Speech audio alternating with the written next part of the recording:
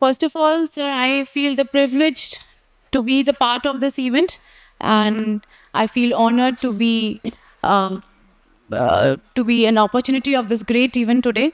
And I welcome our esteemed, honored guest, present the dais, and our director, sir, and our esteemed faculty members, and my dear student. 16th Techno Vision.